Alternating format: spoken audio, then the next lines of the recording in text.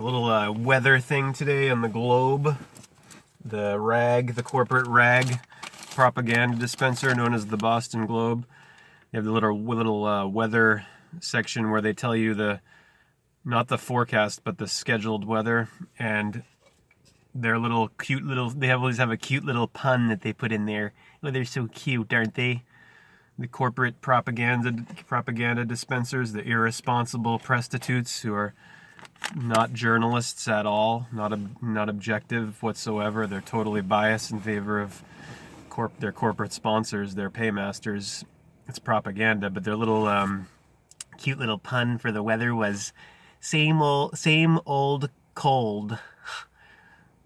You know, like it's the way that the system does the puns. It's so gross because they play this little game where it's just cutesy, where it's nothing significant, like it's just a quirk that you have the word old and cold. It's not, because this time of year in the northern hemisphere, when the sun's going to his death at 6 o'clock at the Tropic of Capricorn, is the old man's time. It's old and cold. It's the dead sun time, when the sun's low in the sky and the days are overtaken by the nights and the sun is weakened.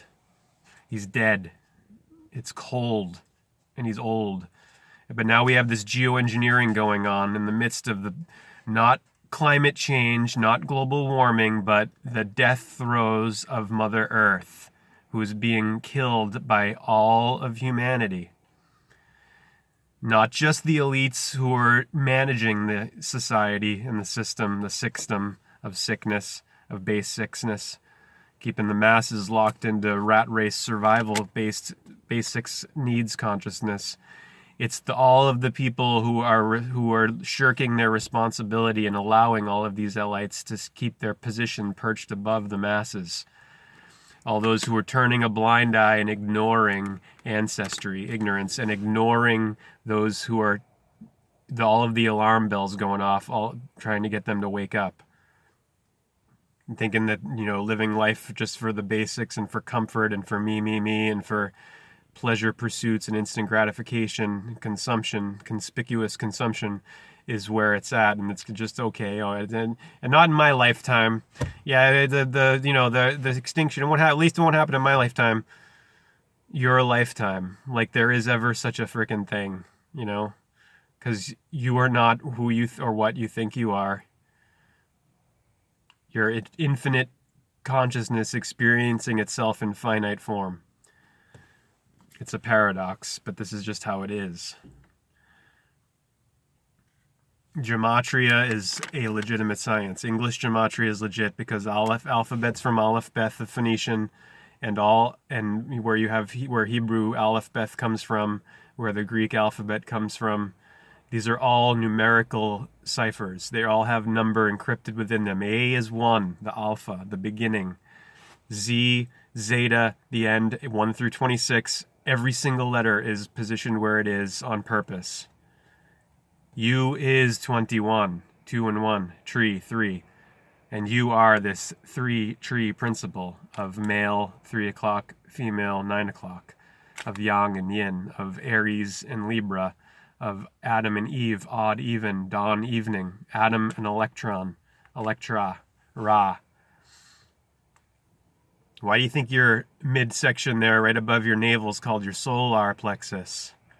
Because it's where the sun is within you, the solar system, the inferno, that breaks down automatically your ingested food matter and turns and separates the waste product, and your heartbeat, all of it regulated automatically. The autonomic nervous system, self-regulating. You don't have to do it. You don't have to think about it. You don't even have to think about your breath, right? But it is good to do that. It is good to go into your breath of be earth, to be earth. The inner and outer. It's better to exhale through the nose.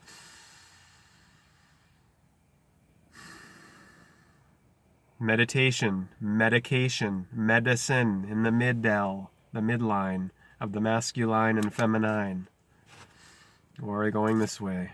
The vertical and the horizontal. Horus, eyes on, horizon, rising and setting, living and dying. Put my gloves on. Glove, G-Love. G-Love and special sauce. I saw them at the Paradise. I saw G-Love when I was a kid. The Paradise, the pair of dice in Boston. When I was living in Brookline with DJ. 3 scenes were in Beauty of the Beast section in Man and His Symbols by Carl Jung. This is deep, beautiful stuff. 3 scenes from the 1946 film of Beauty and the Beast, directed by France's Jean Cocteau, left Beauty's father caught stealing the white rose from the Beast's garden. The Beast's garden. Right, the Beast dying.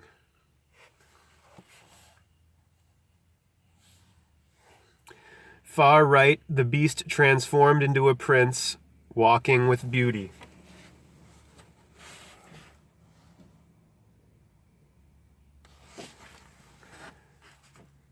The story can be said to symbolize a young girl's initiation.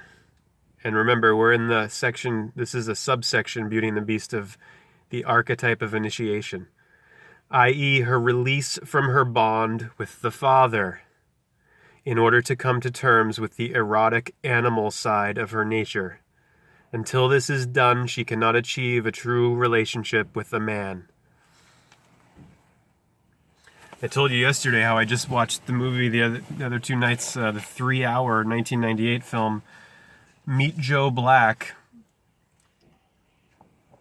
where Beast is Death, played by Brad Pitt. See that movie and then go look at Beauty and the Beast. It's the same story. By learning to love Beast, she awakens to the power of human love concealed in its animal and therefore imperfect but genuinely erotic form. Presumably, this represents an awakening of her true function of relatedness, enabling her to accept the erotic component of her original wish, which had to be repressed because of a fear of incest. To leave her father, she had, as it were, to accept the incest fear, to allow herself to live in its presence in fantasy until she could get to know the animal man and discover her own true response to it as a woman. In this way, she redeems herself and her image of the masculine from the forces of repression, bringing to consciousness her capacity to trust her love as something that combines spirit and nature in the best sense of the words. A dream of an emancipated woman patient of mine represented this need to remove the incest fear, a very real fear in this patient's thoughts, because of her father's over-close attachment to her following his wife's death. The dream showed her being chased by a furious bull. She fled at first, but realized it was no use. She fell, and the bull was upon her. She knew her only hope was to sing to the bull.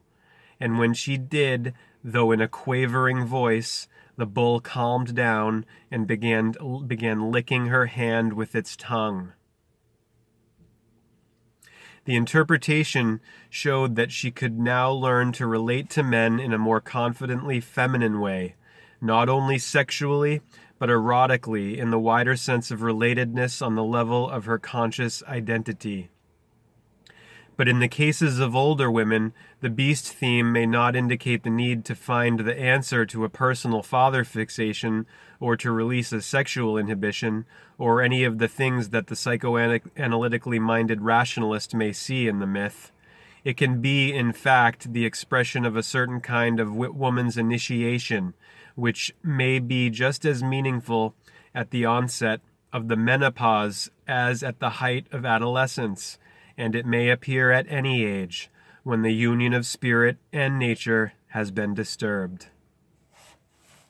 Is this not collectively what's happened? Here we are in 2018, decades after Man and His Symbols was published, and do we not see just one thing behind all of what's manifesting, which is a disturbance of the union of spirit and nature?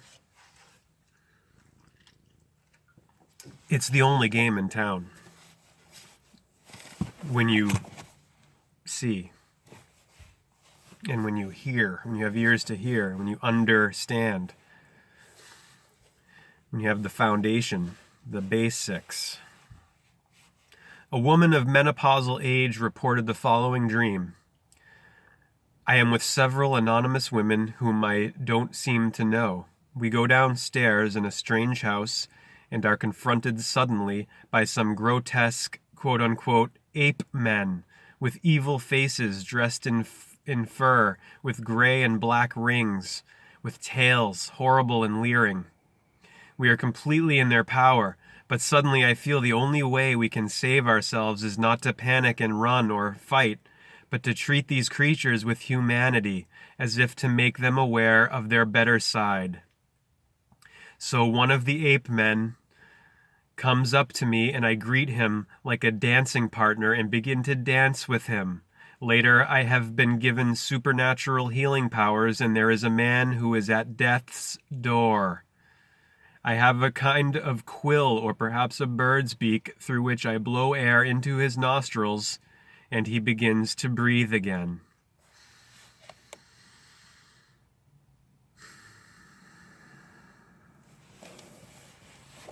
During the years of her marriage and the raising of her children, this woman had been obliged to neglect her creative gift, with which she had once made a small but genuine reputation as a writer.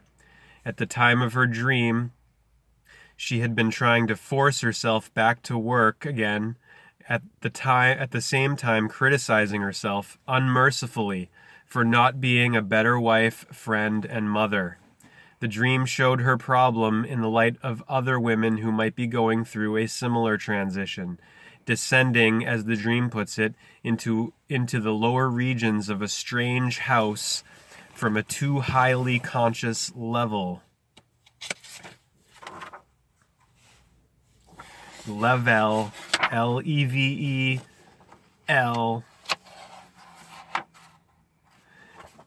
This we can guess to be the entrance to some meaningful aspect of the collective unconscious, with its challenge to accept the masculine principle as animal man, that same heroic clown-like trickster figure we met at the beginning of the primitive hero cycles.